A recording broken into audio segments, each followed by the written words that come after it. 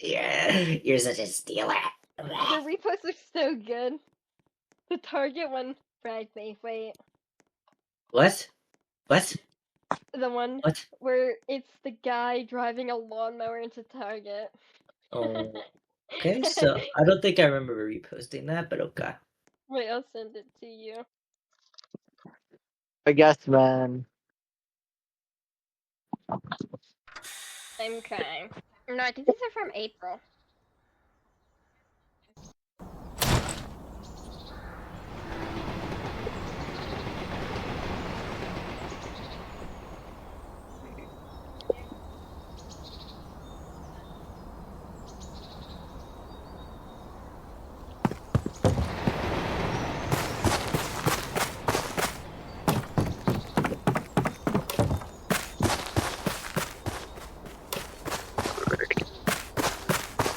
I'm hearing noises.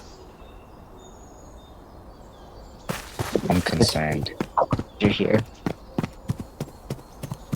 I don't know. Well, I can hear Elena. Who's Elena?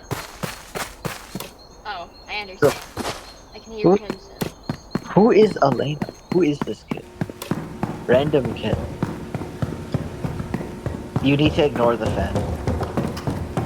I always ignore my fan.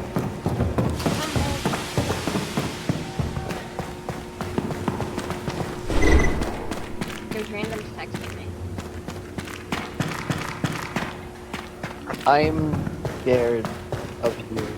You're scared. I don't know. You look like a mugger. Because I'm green. No, it's because you're red. Ooh. No. I'm green, I promise. No, you're like crimson red. Oh, right. Rose red. What is this? Who are these things?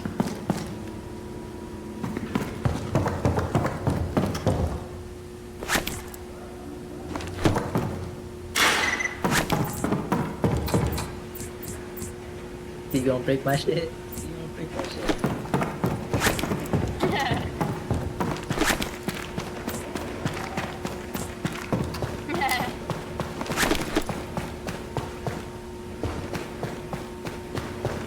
I forgot how funny. You're not funny. No. I guessed.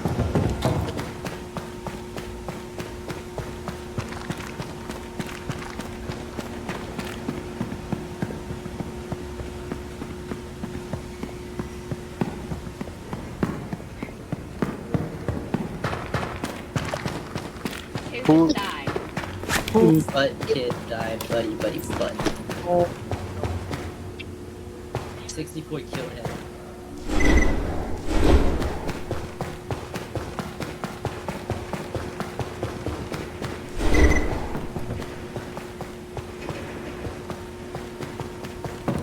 I'm so green. No, bro. Amangus is watching Butters' stream in BC instead of playing Broken Script. Oh my god. Their butter switch me. Yes, that's why he switched. Their mouth to feed, but Prim begged so hard Pride even had to let him stay. It turned out okay. My mother got rid of the vermin. And he's a born mouser. Even catches the occasional rat. Why's my shit so blurry? Sometimes when I clean a kill, I feed Buttercup the entrails. He has stopped hissing at me. I guess, man. Entrails, no hissing is the closest we'll ever come to love. I swing my legs off the bed and slide into my hunting boots, supple leather that has molded to my feet. I pull on trousers, a shirt, tuck my long dark braid up into a cap, and grab my forage bag. On the table under a wooden bowl, to protect it from hungry rats and cats alike, sits a perfect little goat cheese wrapped in basil leaves. Prim's gift to me on reaping day. I put the cheese carefully in my pocket as I slip outside. Our part of District 12, nicknamed the Seam, usually crawling with Burrito. coal miners going out to their morning shifts at this hour. Men and women with hunched shoulders, swollen knuckles, many who have long since stopped trying to scrub the coal dust out of their broken nails. The lines of their sunken faces, but today, the black cinder streets are empty. Shutters on the squat gray houses are closed. The reaping isn't until 2. May as well sleep in if you can. Our house is almost at the edge of the seam. I only have to pass a few gates to reach the scruffy field called the meadow. Separating the meadow from the woods, in fact, enclosing all of District 12 is a high chain link fence topped with barbed wire loops. In theory, it's supposed to be electrified 24 hours a day as a deterrent to predators that live in the woods. Packs of wild dogs, lone cougars, bears that used to threaten our streets. But since we are lucky to get 2 or 3 hours of electricity in the evenings, it's usually safe to touch. Even so, I always take a moment to listen carefully to the hum. That means that the fence is live. Right now, it's silent as a stone. Concealed by a clump of bushes, I flatten out on my belly and slide under a 2-foot stretch that's been loose for years. There are several weak spots of the fence, but this one is so close to home I almost always enter the woods here. Guy would never be able to get away with that. As soon as I'm in the trees, I retrieve a bow and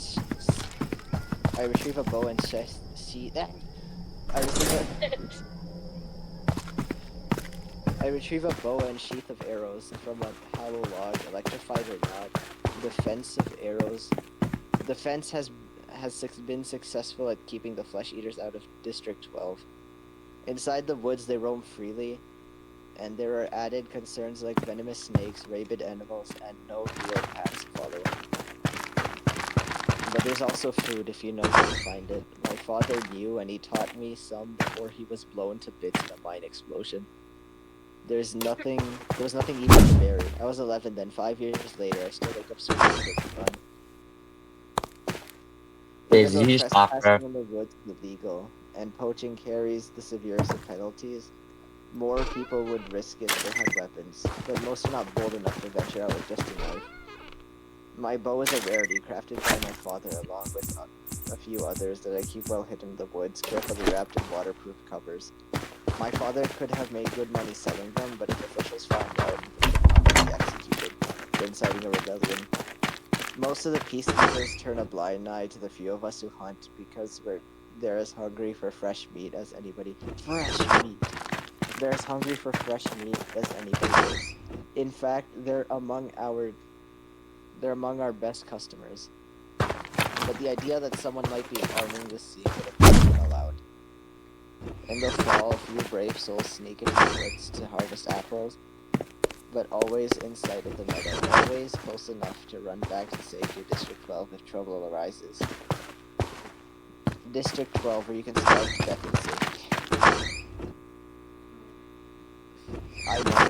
Then I glance quickly over my shoulder. Even here, even in the middle of nowhere, you worry someone might overhear you. When I was younger, I scared my mother to death. The things I blurred out about District 12, about the people who rule our country, Panem, from the far-off city called the capital. Eventually, I understood this would only lead us to more trouble, so I learned to hold my tongue and to turn my features into an indifferent mask so that no one could even ever read my thoughts. Do my work quietly in school, make only polite small talk in the public market, discuss little more than trades in the black market where I make most of my money. Even at home, where I'm less pleasant, I avoid discussing tricky topics like the reaping or the food shortages, or the Hunger Games. Some might begin to repeat my words, and then where would we be?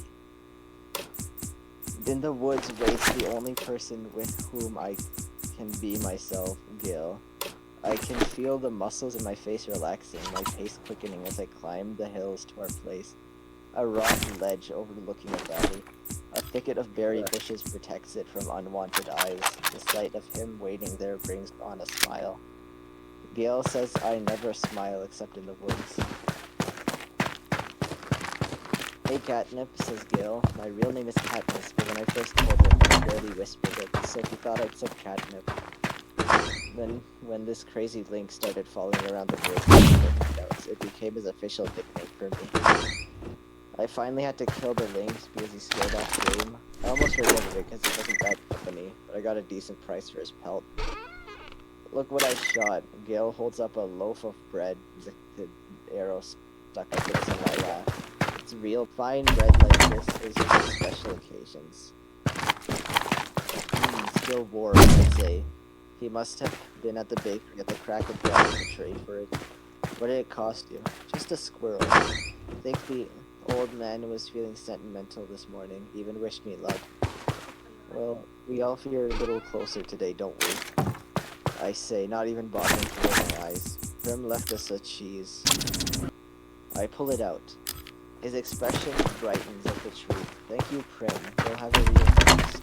Suddenly falls into capital accent as he mimics every trinket. The maniacally upbeat woman who arrives once a year to read out the names of the region. I almost forgot. Happy Hunger Games. He plucks a few bites towards me. I catch in my mouth and break the delicate skin with my teeth. The sweet tartness explodes across my... I finish never equal verb. We have to joke about it because the alternative is to be scared out of your wits. Besides, the capital accent is so affected, almost it sounds funny in it. So it sounds like Sage speaking always. Hi. That's so mean, bro. I watch as Gale pulls out his knife and slices the bread. He could be my brother. Great black hair, olive skin, we even have the same gray eyes, but we're not related, at least not closely. Most of the families who work the mines resemble one another this way. That's why my mother and Prim, with their light hair and blue eyes, always look like they are. My mother's parents were part of a small merchant class that caters to officials, peacekeepers, and the occasional seam customer. They ran an apothecary shop in the nicer part of District 12. Since almost no one can afford doctors, apothecaries are heroes. My father got to know my mother as a chemist. He would sometimes collect medicinal herbs and sell them for a shop to be brewed into remedies. She must have really loved him to leave her home for the seam.